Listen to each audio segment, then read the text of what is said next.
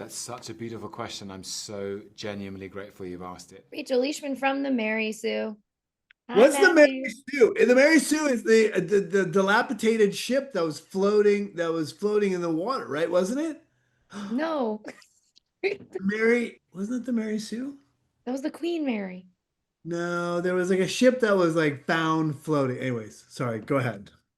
Well, Hi, to start, I want to nice to ask. see you again. Nice to see you again. To start, I want to ask everyone this question. But one of my favorite things about this movie is that Chuck's joy comes from dancing, which is something that his grandmother shared with him, and it is a shared experience that they Mm, had. Is there something that still brings you joy that was kind of rooted in a shared experience that you had with somebody else that you still kind of turn to Without for a doubt, joy? I've spent my whole life playing Dungeons and Dragons. If you ask me where I want to be on my deathbed, I'll be rolling Inish to fight the final boss. I mean, literally, that's my favorite place to be. That's my favorite thing to do. I love playing with my kids. I love playing with my brothers, my friends. So yeah, that for me, the fellowship of that brings me incredible joy. When this movie, I have to say, I left my screening and everyone was like, "Oh, it's really sad and emotional, but like in a good way." And I was like, "Okay." I left and just walked down Sixth Avenue sobbing. You Like, did? yes, but like a good like I was just crying because it was beautiful to be outside Yeah. and like the sun was setting and it was like this weird experience. And the whole time I was prepping for this, I kept being like, I'm gonna end up crying in one of these interviews just because it like I like talking about this movie. But I think it's so fun how all of these characters get to kind of play in this world that is ultimately just Chuck's world, Hmm. even though on paper he seems like this unexpected dude that doesn't matter. All these people matter because of Chuck. And Hmm. so when you're playing a character who, in the grand scheme of this movie, that's kind of how like an audience is going to view it. How do you as an actor approach a character to make it as real as possible in this kind of Yeah, world that no Flanagan? different. No different. That's the good news. I think that my job is always to approach character. However, he applies to the world is up to Mhm. somebody else. But my job is to bring him to life, fill him with nooks and crannies that make him human, give him idiosyncratic beats that sort of fill him out. And then Mike applies him as he sees fit. Uh, so yeah, so yeah, you don't really consider that meta aspect of it too much. I don't, at least. Yeah, and you and Chiwetel had this really beautiful moment together, and I think it's just like I love, I love all the chapters in this, but I really love like the moments that those characters get in that first chapter in particular because it feels so dire and Yeah. dark, but they're all very just honest with each other because of that. Is that fun as an actor to play that honesty? Because so often characters are hiding so many things when they're having conversations. Ah, that's a good question. There's something really beautiful about, full disclosure, the first chapter, the story is told in a very different chronological order. And so Hmm. the first chapter is the end of the world. And Hmm. so there is something really beautiful about being given the given circumstances that the world's crumbling around you. And and what would you do in that moment? Who are you in that moment is a really interesting question to take on as an actor in this film.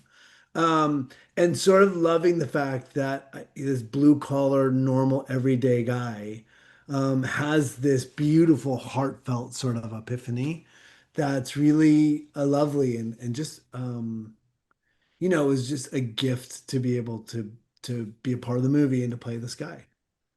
I love him. I love this movie. And so thank you so much for talking with me today. I really appreciate it. Well, I love the fact that you shared that you were walking down the street crying because I don't have any Okay. relationship to anyone yet who's met the movie. So you telling me these things right now fills me with hope for the film. So thank you. Well, I can't wait to hear everyone else's journey with it. So thank you so much. Hi, Yeah. guys. How are you? Very Good, how are good. you? How are you? Good. Great. So to start, I'm asking everyone this question. But one of my favorite things about this movie is that Chuck finds joy in dancing, which is something that he shared with his grandmother.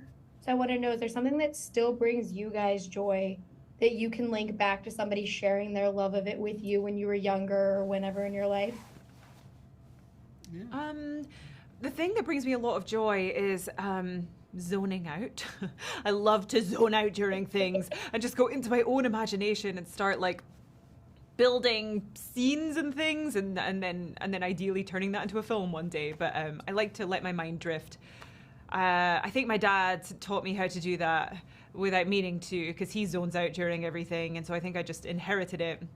It's probably quite a bad trait in some ways and a good one in other ways.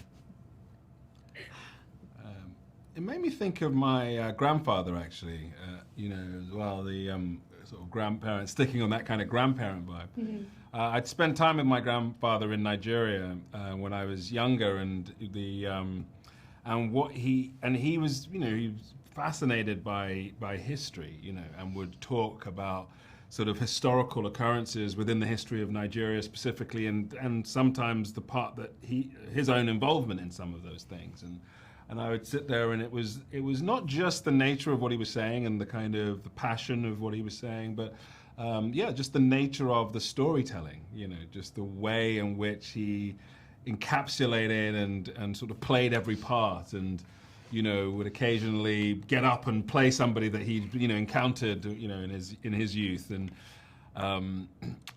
so just a real love of being able to hold stories in that way. I think something that I learned. Yeah, and you guys are, I love this whole movie, but I love your chapter so much because one of my favorite songs is 5 Years by David Bowie, and this reminded me a lot of it because they are people just trying to exist when they know the world is coming to an end. But there's also an honesty to their conversations because they don't have to put up the frills of everyday life. As actors, is it freeing to have these characters who are just kind of so open with everything that they're feeling because they know like time is not on their side? Yeah, I would say there was something quite freeing about that. It was such an honest, authentic conversation between two people, and that's a treat to get to perform, It was, I just loved the writing of it. It was two people, who had such a strong connection and went their separate ways, reconnecting again and just talking in a very honest way about, everything coming to a close. And I just loved performing that scene. It was great fun. Yeah, it's quite interesting sometimes because you're often playing characters who are like the people that you're playing, and like most of us, are having conversations that are somehow sort of about mundane things, and the subtext is all this kind of complications in their relationship and their dynamic. And this was like sort of, not exactly the opposite, but it was kind of richly kind of different because what they're talking about is these kind of huge things, They're talking about the end of the world, and yet the subtext has a mundanity to it. The subtext is just about their personal interaction and how they feel about each other and wanting to connect and wanting to see how they are and all of this stuff. And there was just something beautiful about that for me. Well, I love this movie so much. I sobbed when I got out of it. But before I leave, I have to say thank you, Karen. I would not have studied theater if it was not for Vincent and the Doctor. Oh, I moved to New York because of Angels Take Manhattan, so a lot of your work has kind of influenced me, and so it's an honor to talk to both of you, and I love this movie, so thank you guys. Well, that's so cool. I'm so glad. Thank you. Thank you guys. Have a great one. Yeah. Hey, Rachel. How's it going? Good. How are you? I'm good. So to start, I'm asking everyone this question. One of my favorite things about this movie is that the thing that brings Chuck joy is a shared experience that he had with his grandmother because it's dancing and that's kind of his thing. So I want to know, is there something for you that brings you joy that you think back to and it's a shared experience or something that somebody else kind of shared with you? I love making cookies. My mom used to make cookies with me, make chocolate chip cookies, just the recipe on the back of the Toll House chocolate chip cookie bag. And I loved it, every second of it. And I make cookies now and I make cookies with my kids and I've just maintained it my whole life.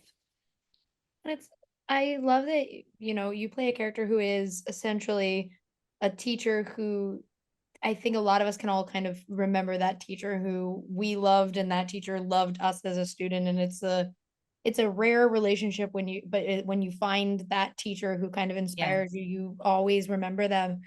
When you're playing a character like that in something, how do you find the groundedness in it so it doesn't come across as that cheesy idea of those teachers, but an actually grounded character?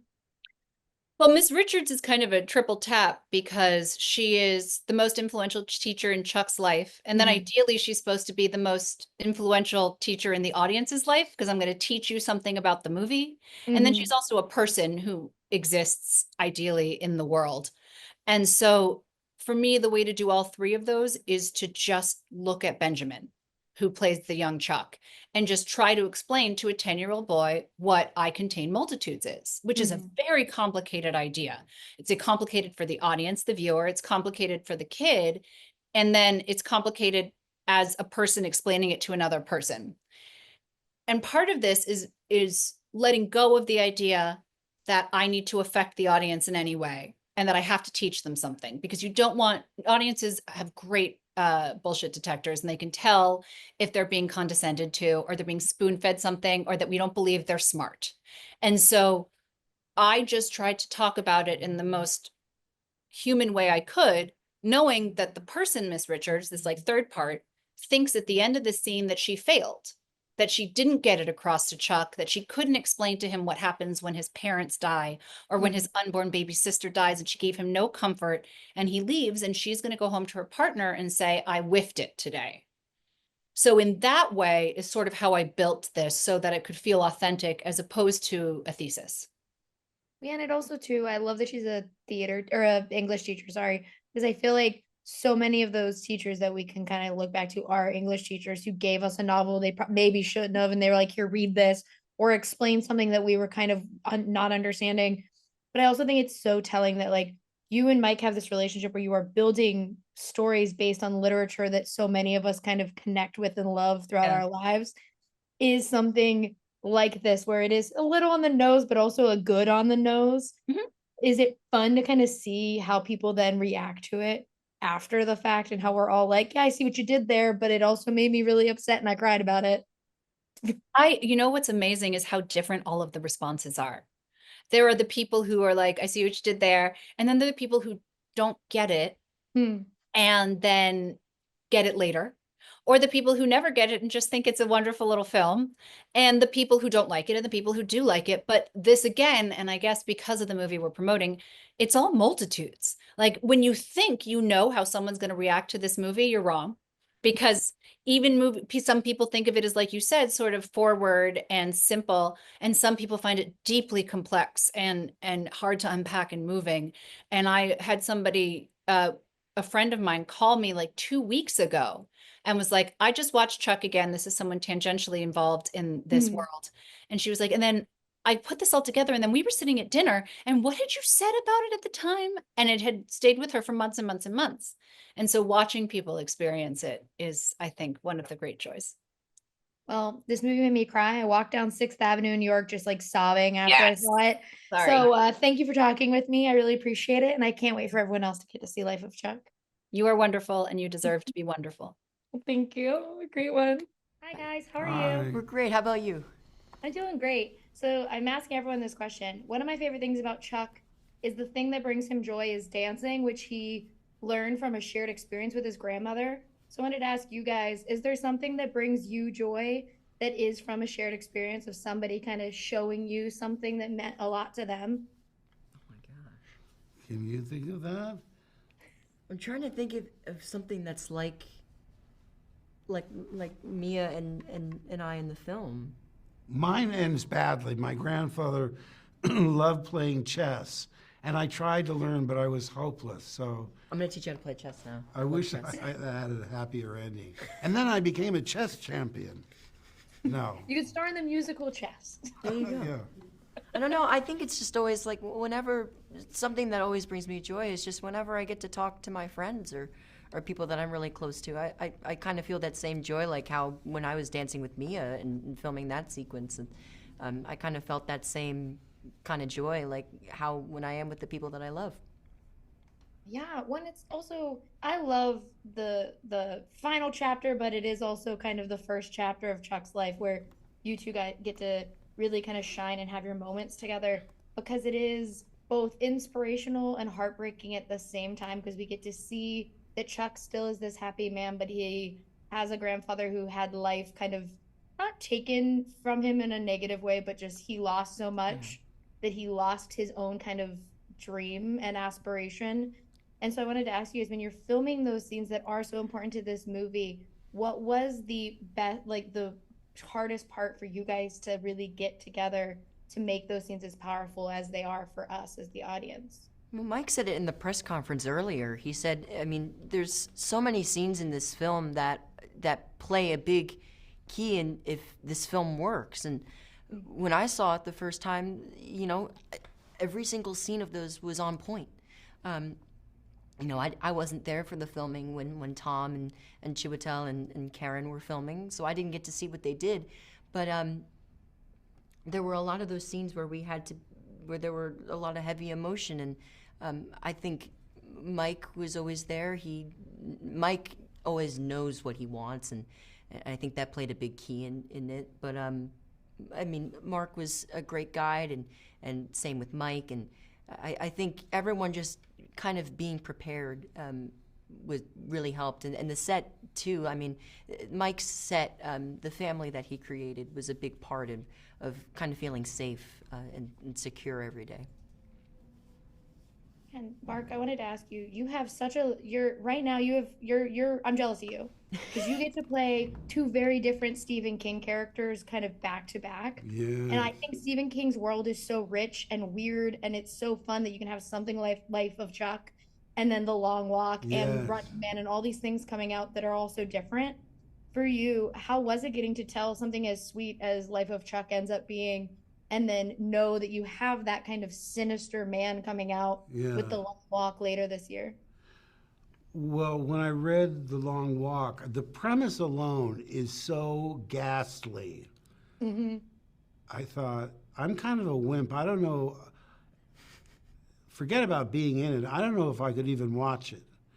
But I did want to work with Francis Lawrence. And I thought, if I turn this down, the odds of me working with him plummet. So we had a Zoom where we talked about it, you know, because I'm squeamish about gun violence, and I really think that's one of the major problems in America, the scourge of gun violence. But again, my boys are saying, "Oh, Dad, do it! Don't be such a wimp." They were very pro doing it, and I would say the chance to work with Francis Lawrence really made the difference for me. And I have to tell you, since my character is nominally the antagonist, it's really the story of these young 20-something young men that go on the long walk. And even though I read the script and read the book, it wasn't until I saw the film where what a revelation. Because most of those actors I'd never seen before, and they are so good. Not just the lead actors, but the supporting, even down to the people that have no lines. They're all in character the whole time. They really are the heart and soul of that picture. And I can't wait to see what happens. It's like this guy. He's going to have a career that goes for decades and decades. And it's really exciting to see young talent for me. I 100% agree about that cast and Benjamin. This movie made me cry. I walked down 6th Avenue just crying after I saw it. So thank you guys for talking with me. It means a lot, and I can't wait for everyone else to see Life of Chuck. Thank you very much. Hi, Rachel. Hi, Rachel. So to start, I'm asking everyone this question. One of the things that makes me so happy about Life of Chuck is the thing that brings Chuck joy is dancing, which he got from his grandmother, and it's a shared experience. So I wanted to ask you guys, is there something in your life that still brings you joy that was a shared experience and kind of takes you back there whenever you kind of get to do it? Oh, so many. Yeah. I mean, dancing is one of them, I would say. Like, I've always loved dancing. And I actually think it comes for free with being alive. Like, if you watch any child, most kids love dancing, and it's something perhaps we forget. We forget the language of dancing when self-consciousness arrives a bit later. But it's something I always loved, when I was very young, and still do. For me, a big one was movies. I have a lot of incredible memories of being introduced to movies that my father loved, that my mother loved, and movies that they loved when they were younger.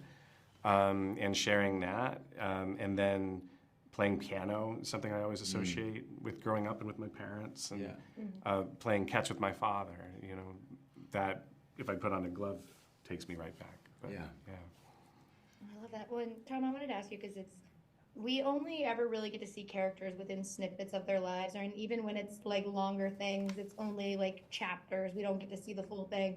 But in a movie like this, we get a lot of Chuck through the three performances. How is it for you as an actor to not only focus on just the part of Chuck's life you get to tell, but then getting to see these younger actors tell these like very important moments that come into play within your version of his story? That's such a beautiful question. I'm so genuinely grateful you've asked it. When I saw the film for the first time, was completely overwhelmed by the performances of Benjamin Pajak and Jacob Tremblay and Cody Flanagan. It was like, it was so moving to see them kind of inhabit Chuck and to witness their sweetness and their hopefulness and their openness and their commitment and their passion and their enthusiasm. It's such an honor to share it with them. I really think that Benjamin is remarkable, and I really kind of, I'm very, very moved by his performance. Yeah, I think it's an extraordinary piece of work. I find it so incredibly tender and full and deeply good and honest. And yeah, he moves me to tears. I 100% agree. And Mike, for my last question, I wanted to ask you, that first chapter I think is so like interesting to kind of watch, because these characters are all aggressively honest because it doesn't really matter. And I think that is such a fun thing for an audience to get to engage with. It reminded me of that David Bowie song 5 Years, because it's like no one cares anymore because it's the end of time. But for you as a writer, how was it getting to write characters who do kind of, they don't have that filter anymore because they just don't care? Oh, whenever you get a chance to write unusual honesty, it's a real privilege, and it's so much fun. You know, the Stephen King story, there are huge parts of that we took verbatim because he did such an incredible job. But what excited me the most about it was you're dealing with an apocalyptic story where no one's running from the special effects. They're actually standing in place or walking and interacting with each other without the filters of the normalcy of life. And it's not only really fun to write that way and to kind of strip away all of the politeness and the neuroses and all of the things that we kind of put in our interaction. It's really wonderful to watch actors perform that and to see them approach a conversation from a completely different place. So yeah, it was a real joy. I like to believe that when we stare down the end, we find a perspective and an honesty that might be elusive to us in under ordinary circumstances. So it was really wonderful to try to tap into that mindset. Well, I love this movie. I walked out of my screen and just cried walking down 6th Avenue because the sun was setting, and I was like, this is beautiful. And so it made me, like, I just love this movie, and I keep thinking about it. And so thank you guys for talking with me. I really appreciate it. Oh, thank you so much.